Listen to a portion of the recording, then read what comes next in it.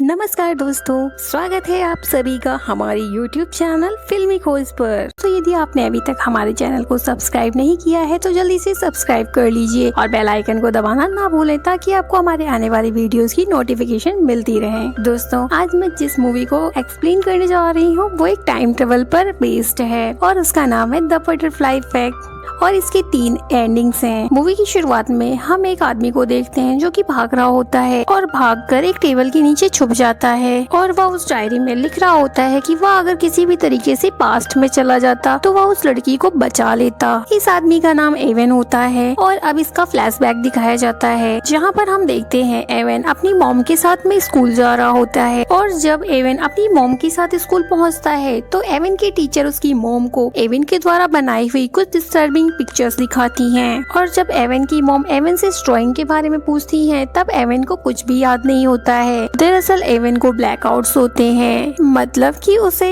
अपने पास्ट में की गई बातें उसको याद ही नहीं रहती हैं। इसलिए एवन की मॉम एवन को लेकर डॉक्टर के पास जाती हैं और उसको पूरी तरीके से चेक करवाती हैं और यहाँ पर डॉक्टर एवन की मॉम से कहते हैं कि एवन को अपनी सारी चीजों को याद रखने के लिए एवन को एक डायरी बना लेनी चाहिए जिसमें अपनी सारी एक्टिविटीज को वो लिख कर याद रखे और इस तरीके से धीरे धीरे एवन की मेमोरी खुद ही स्ट्रॉन्ग हो जाएगी। और साथ में डॉक्टर एवन की मॉम को ये भी बताते हैं कि शायद एवन को ये ब्लैकआउट स्ट्रेस की वजह से होता है और एवन को स्ट्रेस अपने फादर से ना मिल पाने की वजह से भी हो सकता है। अब एवन की मॉम एवन को उसके फादर से मिलाने के लिए लेके जाती हैं जो कि एक मेंटल हॉस्पिटल में होते हैं और एवन अब अपने फादर से मिलता है, लेकिन यहाँ पर एवन के फादर एवन को मारने की कोशिश करते हैं जिसे देखकर वहाँ पर खड़े सिक्योरिटी गार्ड्स एवन के फादर के सिर पर वार कर देते हैं और इस तरीके से फिर उसके फादर की वहाँ पर डेथ हो जाती है। उसके बाद उसके डैड का फ्यूनरल रखा जाता है। अगले सीन में हमें एवन को टीनेजर होते हुए दिखाया जाता है और वह अपने दोस्तों के साथ लैनी, कैली और कैली का भाई टॉमी उनके साथ बैठकर स्मोकिंग कर रहा होता है और उसके बाद हम देखते हैं टॉमी अपने फादर की चीजों में से एक डायनामाइट वहाँ पर निकालता है और फिर उसके बाद वो सारे दोस्त प्रैंक करने के लिए उस डायनामाइट को एक पोस्ट बॉक्स में जाकर डाल देते हैं और तभी हम देखते हैं कि पोस्ट बॉक्स के आगे से एक औरत अपने बेबी को लेकर आ रही होती है और उनके डायनामाइट के ब्लास्ट की वजह से उस औरत और उसके बच्चे की वहाँ पर डेथ हो जाती है। अब एवन इस पूरे सीन को भूल जाता है और ब्लैक आउट कर जाता है और फिर यहाँ पर उसके जागने पर उसकी मॉम उससे पूछती है कि तुम्हें क्या हुआ। तब एवन अपनी मॉम को बोलता है कि उसे कुछ भी याद नहीं है क्योंकि बचपन की तरह ब्लैक आउट होने पर अब भी उसको कुछ भी याद नहीं रहता है और उसने डायरी में भी कुछ नहीं लिखा होता है। एवन की मॉम एवन की बातों पर यकीन नहीं करती हैं और उसे एक हिप्नोटिस्ट के पास लेके जाती हैं, लेकिन एवन हिप्नोटिज्म में भी यही बोलता है कि उसे कुछ भी याद नहीं है। अब यहाँ पर एवन की मॉम उसकी बातों पर यकीन कर लेती है। उसके बाद हम लैनी को देखते हैं जो कि उस ब्लास्ट की वजह से सदमे में चला जाता है और वह अपने दोस्तों से भी दूर हो जाता है। एवन कैली से ब्लास्ट वाले दिन के बारे में पूछता है। यहाँ पर कैली एवन से कहती है कि तुम बहुत ज्यादा लकी हो जो कि तुम्हें कुछ भी याद नहीं है। टॉमी अपनी बहन कैली और एवन को आपस में बात करते हुए देखता है तो उसे बहुत ज्यादा गुस्सा आ जाता है, लेकिन वह उनसे कुछ नहीं कहता है। लेकिन वहीं पड़ोस में एक आदमी खड़ा होता है जिसको वह बहुत बुरी तरीके से मारता है और फिर उसको मारकर वहाँ से चला जाता है। टॉमी के जाने के बाद एवन और कैली लैनी को वापस से मनाकर उसको अपने साथ चलने के लिए बोलते हैं और जब वह रास्ते से जा रहे होते हैं तभी उनको एक जगह स्मोक दिखाई देता है। स्मोक देखकर वो तीनों उधर जाते हैं जहाँ पर वह जाकर देखते हैं कि टॉमी एवन के डॉग को एक बोरे में बंद करके उसे जला रहा होता है और ये सब देखकर एवन अपने डॉग को बचाने के लिए वहाँ पर जाता है, लेकिन टॉमी वहाँ पर उन तीनों को बहुत बुरी तरीके से पीट देता है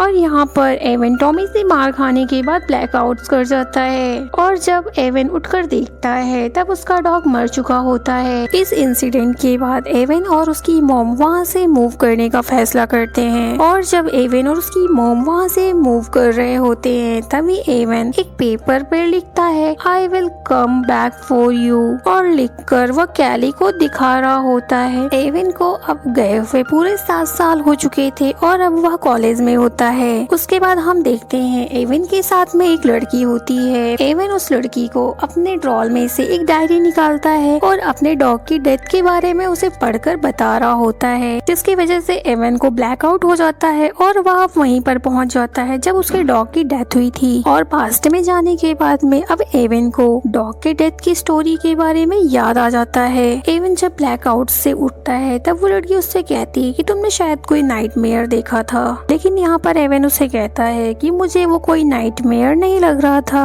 एवन वापस से लैनी से मिलने के लिए उसके घर जाता है और लैनी ब्लास्ट की वजह से मेंटली ठीक नहीं होता है और लैनी यहाँ पर एवन को बताता है कि वह डॉग को टॉमी की धमकी की वजह से नहीं बचा पाया था। उसके बाद लैनी से बात करने के बाद एवन अपनी मॉम से मिलने के लिए जाता है। एवन की मॉम यहाँ पर एवन से बताती है कि उसकी डैड को भी सेम यही प्रॉब्लम थी, वह भी अपने पास की चीजों को याद करने के बाद ब्लैकआउट कर जाते थे। इसलिए एवन की मॉम इस बात से डरती है कि कहीं एवन का हाल भी उसके फादर की तरह ना हो जाए। इसलिए एवन की मॉम एवन को लेकर एक पामिस के पास जाती है ताकि वह उसका फ्यूचर जान सके। एवन जब पामिस को अपनी हथेलियों को दिखाता है तब वह यहाँ पर उसे बताती है कि एवन की तो कोई लाइफ लाइन ही नहीं है और वह इस दुनिया में बिलोंग ही नहीं करता है। एवन और उसकी मॉम इस बात पर यकीन नहीं करते हैं और वह यहाँ से निकलकर बाहर आ जाते हैं। इसके बाद एवन अब कैली से मिलने के लिए जाता है, जो कि अब एक वेट्रेस होती है। यहाँ पर एवन कैली से बोलता है कि उसे तो अपने पास की कुछ भी चीजें याद नहीं है। यहाँ पर एवन कैली से पूछता है कि क्या कैली को कैली के फादर के कैली और एवन के अपने बेसमेंट में न्यूड वीडियोस बनाने के बारे में याद है, जिस पर कैली गुस्सा करती है क्योंकि कैली को यहाँ पर लग रहा होता है कि एवन उसके बचपन की सिर्फ बुरी यादें उसको याद दिला रहा है। कैली एवन से कहती है कि तुम्हारे पास तो सिर्फ कुछ बुरी मेमोरीज हैं, मेरा तो पूरा जीवन ही बुरा बीता है। यहाँ पर एवन कैली से कहता है कि तुम तो एक बहुत ही वंडरफुल लड़की हो। यहाँ पर कैली एवन से पूछती है कि यदि तुम्हारे अनुसार मैं एक वंडरफुल लड़की थी तो तुमने कभी मुझसे कांटेक्ट करने की कोशिश क्यों नहीं की, तुम मुझे छोड़कर क्यों चले गए थे। और यहाँ पर कैली ये सब कुछ कहते हुए वहाँ से उसका बिना कोई आंसर सुने निकल जाती है। उसके बाद हम देखते हैं एवन वापस से अपने रूम में आ जाता है और उसके बाद हम देखते हैं टॉमी ने एवन को एक कॉल मैसेज छोड़ा हुआ था जिसमें उसने बोला था कि तुम्हारी और कैली की क्या बातें हुई, ऐसा तुमने क्या कह दिया था, तुमसे मिलने के बाद कैली ने घर आकर सुसाइड कर लिया था और अब मैं तुम्हें बिल्कुल भी नहीं छोड़ूंगा। एवन ये बात सुनकर काफी ज्यादा दुखी हो जाता है। उसके बाद एवन कैली के फ्यूनरल पर जाता है। वहाँ से वापस आने के बाद अब एवन अपनी डायरी को पढ़ता है और वह पास्ट में चला जाता है और पास्ट में एवन बनती वीडियो के टाइम में पहुँच जाता है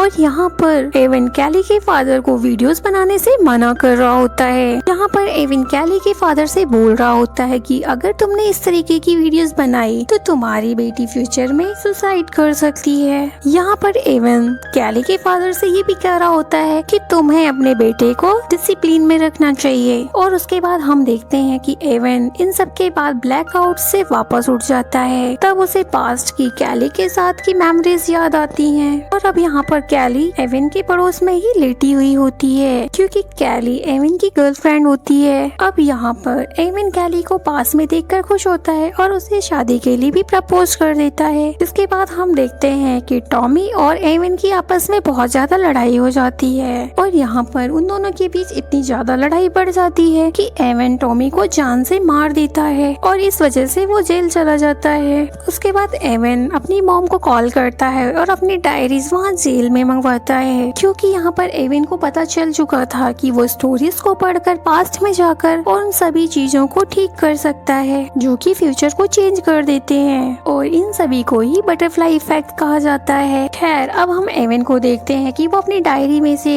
डॉग की डेथ वाली स्टोरी को पढ़ता है और वह पास्ट में चला जाता है और पास्ट में जब एवन देखता है तब वह एक ग्लास के टुकड़े को लैनी को पकड़ा रहा होता है ताकि वह उस ग्लास के टुकड़े से उस बोरे को जल्दी से खोलकर उस डॉग को बाहर निकाल सके। लेकिन यहाँ पर लैनी उस ग्लास के पीस से टॉमी को मार देता है। उसके बाद तभी हम देखते हैं एवन ब्लैकआउट से उठ जाता है और वह लैनी से मिलने जाता है जो कि एक मेंटल हॉस्पिटल में होता है और यहाँ पर हम देखते हैं कि लैनी को डॉक्टर्स ने टेबल के साथ रस्सी से बांध रखा होता है और यहाँ पर लैनी एवन से कहता है कि टॉमी एवन की वजह से ही मरा था क्योंकि एवन ने ही लैनी को ग्लास का पीस दिया हुआ था। लैनी यहाँ पर एवन की कोई भी बात सुनने को तैयार ही नहीं था। के बाद यहाँ से एवन चला जाता है और अपनी डायरी में से उस स्टोरी को पढ़ता है जब अपने फादर से मिलने के लिए गया था, और यहाँ पर वह पास्ट में चला जाता है। यहाँ पर एवन अपने फादर से पूछता है कि वह अपनी गलतियों को कैसे ठीक करे, जिस पर उसका फादर कहता है कि वह अपनी गलतियों को ठीक नहीं कर सकता है और इसलिए भी उसने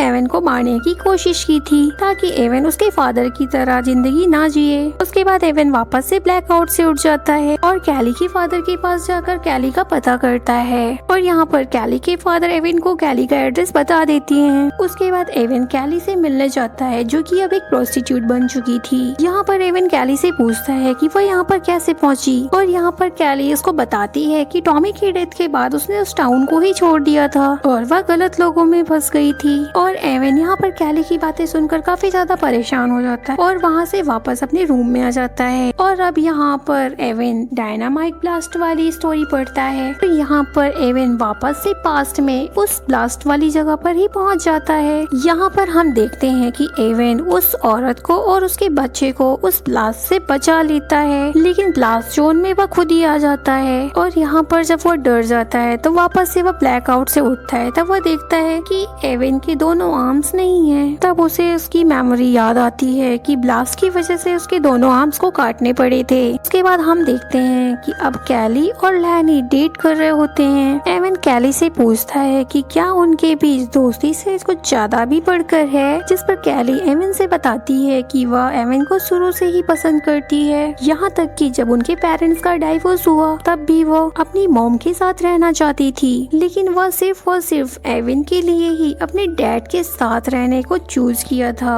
उसके बाद एवन अपनी मॉम से मिलने के लिए जाता है जिनको लंग कैंसर होता है, और यहाँ पर एवन को याद आता है कि ब्लास्ट की वजह से जब उसके दोनों आर्म्स कट गए थे तब उसकी मॉम को बहुत ज्यादा टेंशन हो गई थी और टेंशन में वो बहुत ज्यादा सिगरेट पीना शुरू कर दी थी, जिस वजह से उन्हें लंग कैंसर हो गया था। उसके बाद एवन वापस से अपने रूम में जाकर अपनी डायरी खोलता है और वीडियोस की टाइम की स्टोरी को पढ़ता है और वह पास्ट में चला जाता है। और एवन जब पास्ट में चला जाता है, एवन कैली के फादर की चीजों में से डायनामाइट निकाल कर ये सोचता है कि अगर वह इस डायनामाइट को जला देगा तो कैली के फादर इसे कहीं दूर फेंक देंगे और कोई भी इसके ब्लास्ट जोन में नहीं आएगा। एवन डायनामाइट को आग लगा देता है। कैली के फादर एवन से डायनामाइट को छीन लेते हैं, जिस पर डायनामाइट कैली के आगे जाकर गिर जाता है। कैली डायनामाइट को उठाती है और डायनामाइट कैली के हाथ में ही ब्लास्ट हो जाता है और उसकी डेथ हो जाती है। अब एवन ब्लैकआउट से उठता है और अब यहाँ पर एवन की सारी मेमोरीज याद आ गई थी। यहाँ पर अब एवन को पता चलता है कि वह एक मेंटल हॉस्पिटल में है और उसकी वजह से ही कैली की डेथ हुई है। एवन डॉक्टर से अपनी डायरीज को मांगता है, लेकिन यहाँ पर डॉक्टर एवन को बताते हैं कि इसकी तो कोई डायरी ही नहीं है। एवन डॉक्टर की बातों को सुनकर काफी ज्यादा परेशान हो जाता है, लेकिन यह यहाँ पर हिम्मत नहीं हारता है और जाकर अपनी मॉम से मिलता है। एवन अपने मॉम से उसकी डिलीवरी के टाइम की वीडियो मांगता है। एवन इस वीडियो को लेकर भागता है और टेबल के नीचे छुप जाता है। और अब यहाँ पर हम मूवी के स्टार्टिंग का ही सीन देखते हैं। एवन अपने डिलीवरी के टाइम की वीडियो देखकर ये सोचता है कि जब तक वह पास्ट के टाइम को चेंज करता रहेगा उसकी फ्रेंड के साथ कुछ भी अच्छा नहीं होगा, इसलिए वह सोचता है कि उसे अपने आप को मार देना चाहिए। और फिर वह पास्ट में अपने मॉम के होम में ही चला जाता है। यहाँ पर अब एवन के दिमाग में उस पामिस की बात याद आ रही होती है जिसने कहा था कि एवन की तो कोई लाइफ लाइन ही नहीं है। फिर यहाँ पर वह अपने आप को मार देता है, जिसकी वजह से उसकी मॉम का मिसकैरेज हो जाता है और एवन कभी पैदा ही नहीं होता है, जिसकी वजह से बाकी सारे लोग खुश होते हैं। कैली और टॉमी अपने मॉम के डिवोर्स के बाद अपनी मॉम के साथ ही रह रहे होते हैं और लैनी भी बिल्कुल नॉर्मल चाइल्डहुड गुजार रहा होता है। उसके बाद हम देखते हैं इस मूवी की लास्ट एंडिंग, जिसमें हम देखते हैं एवन और कैली एक दूसरे के पास आ जाते हैं और यहीं पर ये मूवी समाप्त हो जाती है। तो दोस्तों, आज की ये कहानी आप सभी को कैसी लगी? पसंद आए तो लाइक, शेयर और कमेंट जरूर से करिएगा। एक नई मूवी एक्सप्लेनेशन के साथ मैं आप सबसे फिर से मिलूंगी। तब तक इस मूवी को अपना ढेर सारा प्यार दीजिएगा। धन्यवाद।